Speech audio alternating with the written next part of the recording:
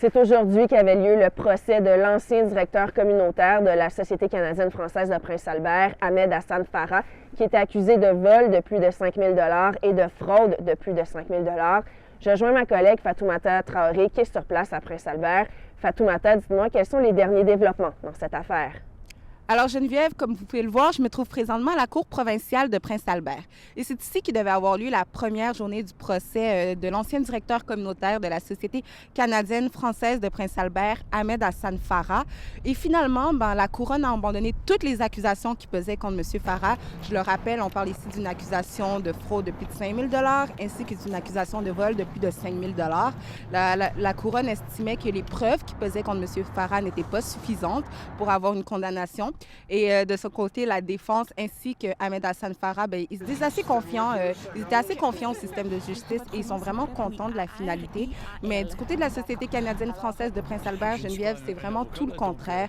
Ils sont déçus. Ils sont déçus du système de justice et de la Couronne aussi. Ils trouvent que la Couronne n'a pas fait assez de recherche dans ce dossier. Par ailleurs, je vous invite à rester à l'affût sur toutes nos plateformes pour en apprendre davantage sur ce dossier qu'on a suivi de très près. Merci Fatoumata.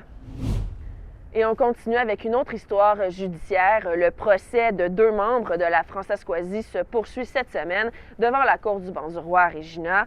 Un procès pour diffamation qui a débuté la semaine dernière et qui devrait durer 3 semaines au total.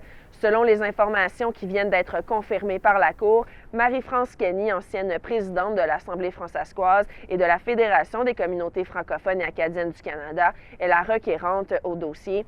Patrice Ngwandi, ancien député communautaire de l'Assemblée communautaire francescoise, est le défendeur.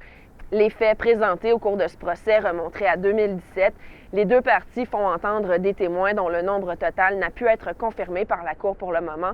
Alors, c'est une histoire qu'on va suivre et on vous invite à suivre toutes nos plateformes pour en apprendre davantage.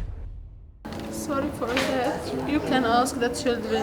They are scared and Mom, we are in Dream. We are here in Cairo. Mom, really? Yes, Mom, we are here and finally we came. Le journaliste de CBC National, Tom Parry, a parlé à la Gazaoui Sabrine Al-Gerbaoui, qui arrivera au pays avec ses 4 enfants, Maria, Kenan, Mohamed et Karim.